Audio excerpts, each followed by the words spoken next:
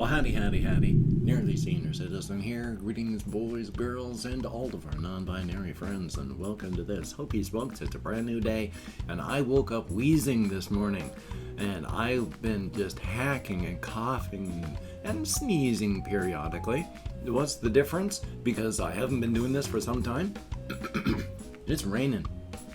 It's raining not hard out there, but it's raining, and there are a lot of forested areas inside of the small town of Shelton here, and especially in southern Shelton where I live, where it's very mountainous and hilly. There's a lot of mountains and hills, and so most houses are abutted up against forest blocks. There's a forest block out there, and I'm apparently allergic to leaf mold. They decided that was true a couple decades back, and yeah, it seems to be true. It's raining, there's leaf mold in the air, well, leaf mold spores, and I'm a hacking and a coughing. And of course, YouTube algorithms to the forefront. Yay, thank you. If you could toss me a like if you like what you hear and see, that'd be very cool. If you could subscribe to the channel if you have not, that too would be awesome. If you could leave me a comment, I do appreciate that very, very much. I read every comment. I thumbs up each one I do read, which is all of them. I answer as many as my executive function will allow. I would also like to thank each and every one of my Patreon patrons. These beautiful and awesome people are literally beautiful and awesome, helping to keep me and my pets alive, and that is very, very appreciated. I enjoy metabolizing. I know that my pets enjoy metabolizing, so I am thanking you for them because they can speak English. If you'd like to become a Patreon patron, the links are in the video description. Yay! Front loading of videos over. Thank you, YouTube. But yeah, I'm like allergic to leaf mold, so leaf mold spores. Gotta keep saying it that way because otherwise I say it wrong. I don't wheeze and hack when it's dry, and I do when it's damp and there's forest, so I guess kind of put two and two together. I gotta. But yeah, I'm still surviving, even with the wheezing and the hacking. Hey, life is life. And I slept mostly last night, never long, anything longer than like 5 hours maximum, and I am waiting for it to be time to get up because I'm just hurting so much. So, thumbs up on that. But I went walkies, and it was very, very good last night. It's been dry until it started raining this morning, and so that's good. I mean, it hasn't been dry. There has been minor dampness here and there, tiny, tiny bits of rain and thick fog, such like that.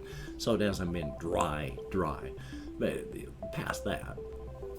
And so I was out walkies, and it was good, thinking about this, that, and the other, mostly about creative stuff. But here's something that I want to talk about.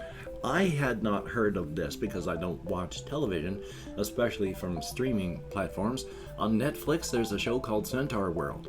Now, the reason that I found out about this is I was just looking at thumbnails on YouTube this morning, and there was this one about the Nowhere King, and it had a big picture of the stylized cartoon, like ram head, with a thing about the Nowhere King underneath, and it was like that resonated instantly.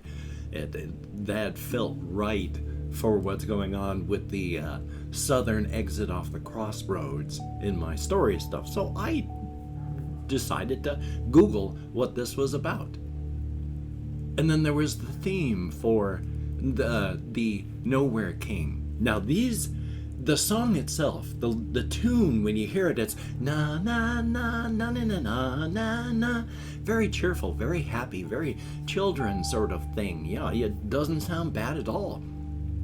But the lyrics that go with it, part of it is, you begin with, hush now, hide, all you little ones, rush now into the middle of nowhere, and then ends with, you will bring joy to the Nowhere King when he sees the light leaving your eyes. I was like, oh my God, with the cheerful thing, it is, hopefully I'll have a link to the song, but if not, if you've heard of it or you haven't, you can Google that. Just listen to the Nowhere King theme. It is so dark and grim. I have got to watch this. It sounds perfect just from that. Now, is it going to be as good as my imagination has conjured up? No, I can already tell you. From the tiny bit of Googling that I've done, the Nowhere King has been, it's nowhere near what my imagination has conjured up.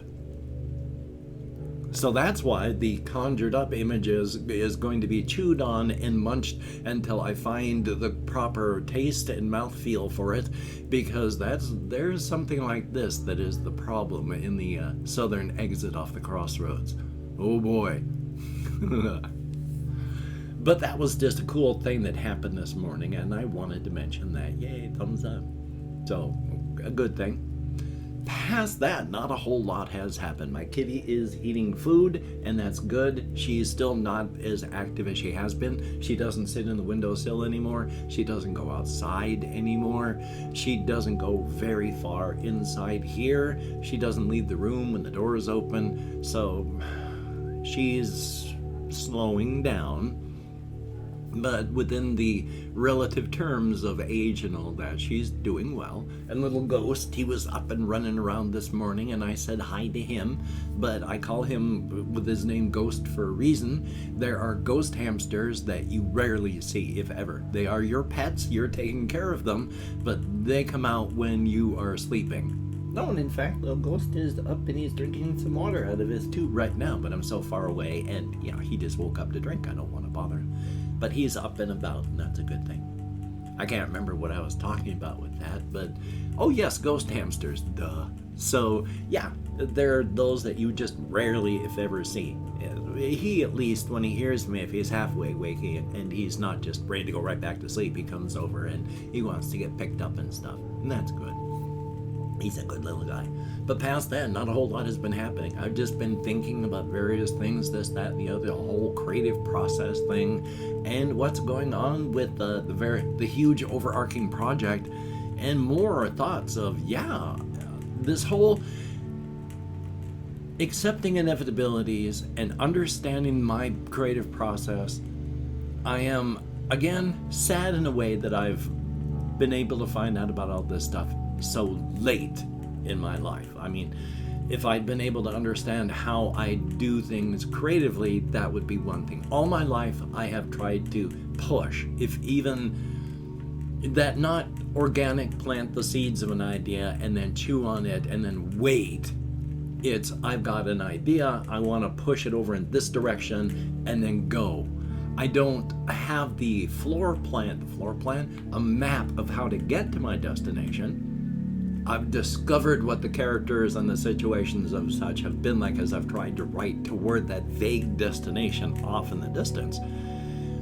So I've never been a deep planner, but not total seat of my pants either, because I've come up with the characters, the situation, and try to do that. And it's always been vaguely unsatisfying because I've never been able to make it feel like the process was right. And it's only now that I've been taking a look at how deep and interlocked and rich all this stuff has become for the inside-outside razor's edge thing. I wish I'd understood this back when I was younger. I also wish that I'd been treated for my ADHD and gotten... I was born back in the 60s, so even if I had been identified medically and all this as being an autistic person, likely the results wouldn't have been good. There are reasons that even now at 59, I have a somewhat fear of saying things about my conditions, because when it comes to mental health in the United States, it is horrible stigmatization. So, yeah, and especially I grew up watching this sort of stuff. Yeah, I got a fear of being treated the way I've seen American society treat people like me. So, yeah, but if I gotten treatments or help or support, there would be a lot of different things, because it's that organic sort of plant the seeds, push the creativity, and then follow where it goes instead of pushing it, because everything is largely interlocked. Things are happening because other things are happening, and it all comes together in a great big interconnecting puzzle, and that's beautiful. I love that. Maybe it doesn't make sense to a lot of other people, especially since I can't tell you all of the various parts that are up inside of my head. I can only talk about a fraction of 1% of everything that's there, so I can't prove that it makes sense because I can't say it all. But let's go on the assumption that what I'm saying is absolutely 100% true. So there's that creative process, and I also, with this whole understanding accepting inevitabilities versus the overcoming challenges, and remembering that they are interlocked, because if you're telling and accepting inevitability stories on a place like a frontier where every day that you survive you overcome a challenge, yeah, you've got the overlapping dualities, that dichotomy. Now remember, these are only just really, really rough things that I have just noticed and understood, mostly when I was coming to terms with various movies and then understanding that genre and then being able to look and see how it applies to everything else and going, yeah, this is true. It's true only in very rough terms, but it is true. And again, with the accepting inevitabilities and overcoming challenges. Yesterday I was talking about how there's the sheriff in his mid-40s, there's the EMT in their early 20s, and they're in Tonasket Valley, having to go off to try and grab a hitchhiker. Now the hitchhiker ends up hurting themselves, and by the time they're close enough, they hear the howl of the transcended, because the hiker looked at the full moon and went and spent the next hour becoming one of the transcended. And so now needs to eat, and the sheriff and the EMT are close, and so it's chasing after him. That's where I left off yesterday, because one of the things that leads to both overcoming challenges and accepting inevitabilities is while the sheriff and the EMT are running, because if you move fast enough, if you think smart, you're going to be okay if you're out in the woods. Because the transcended are big, they're heavy, they're wide, they're not made for going past and through trees and on trails and such. So keep your head, keep moving, you'll likely be good, because if it can't eat, it will literally cannibalize itself from the inside as it chases after you. But the EMT and the sheriff are running through the Gaza forest, which is extremely fluid, and they come across before they trigger it, because they both have a fairly strong sense of sight, and the stronger your sense of sight, the more you can feel all of this inside stuff. And they stop before they run into it, because their skin is starting to really prickle and tingle, because they're running towards a great big old ball of this static electricity. And the prickling and tingling is, of course, those are the little reaches of energy going, is this a strong enough connection to arc? And so they back the hell off real fast, but that thing's coming up behind.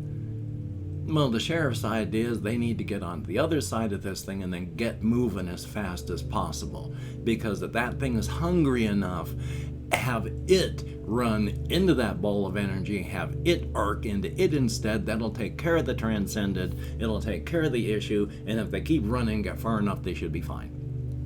So they run around it, losing time and space, and then run that direction with this thing chasing them coming here. And yeah, they're up on the top of sort of a hill and a little bit of a clearing. They can look back and see the thing coming at them if they turn. If they don't, they're running for their lives, and zap, it runs into that ball of energy, and it does arc. And these two, they see the huge flash of energy through their closed eyes, even as they're going this way, and it happens behind them, and they were hoping that they'd be far enough away. If they should have been, they're a couple hundred feet. But when they with that big flash, they have to stop, because suddenly you're blinded. It takes a moment for your night vision to come back, even with flashlights and such. And when they do, they get to see exactly what's happened. Because back where they had come, where that thing arced, there is a towering, roaring green fire reaching about 1,000 feet into the sky. And about 30 feet up, there is a wall of just stuff that is shielding it and such. Sort of a blast shield, formed of everything that had been in the area. Dirt, rocks, insects, plants, animals, that transcended, all blended into one twisted, tortured mound of stuff surrounding this roaring green flame. And of course, all around them, everything has changed in small to major ways. Closer to the fire, major ways. Farther enough where they are, minor, but still the blast radius of this whole thing extends about 100 feet past them. And where they were running, that energy that would have gone forward and changed didn't. So they leave their shadows in unchanged stuff ahead of them. They absorbed all of this energy and it didn't change them immediately. So they have to accept the inevitability that something is going to happen to them at some point in the future. And absorbing huge amounts of energy like that is about as healthy on the inside, the razor's edge, as while absorbing huge amounts of radiation here on the outside. Yeah, they overcame the challenge and survived. They got a whole huge inevitability to accept here. And I've opened up 24 hours worth of comments in my community tab. Going to go through and thank however many people have left me comments in the past 24 hours. As long as it's over 0, that's awesome. I mean, and even if it is 0, which hopefully it never will be, it happens, so it happens. If I mispronounce a username, no disrespect is intended, and even though I can't American Sign Language, well, you've already seen my memory work in this very vlog itself. So we have Ice Damon, thumbs up and thank you. Kirsty Welsh Amethyst Girl, thumbs up, thank you very, very much. We have Yogeshwaran, I'm nowhere close, but again, thank you very, very much. And Dead Island is good. It's not as good as Dying Light, but it's still good, and I enjoy it quite a bit, so thumbs up, good purchase. Noah Geneve Brown, I am very, very sorry, and boy, it hurts, and I hope that you can get through this. I don't have any real good bits of advice with my own issues, but it can be done. It hurts, and I'm sorry. Very, very sorry. Confused Owl 29, thumbs up and thank you. We have Davo, greatly appreciated. That guy, thumbs up, and I'm still working out mentally. I gotta be able to push through this stuff and get it written. Nate Who's, thumbs up and thank you. Ben B, greatly appreciated. Kapaki, good to see you in the comments still. Rebecca McCauley, greatly appreciated. Grumpy Gothma, I like the name, greatly appreciated. And OVS Gaming, thumbs up and thank you all. 13 people in the past roughly 24 hours who left me comments. It is greatly appreciated. Get me out of my head and into the world and dealing with real people. If only a text, and if only for a short time. But that's still a thumbs up. Thank you so very, very much. And of course, with my hands in the air, don't know what device you're watching this on, so don't even know if you can see the video description show more, but don't know where it is based on what device you have.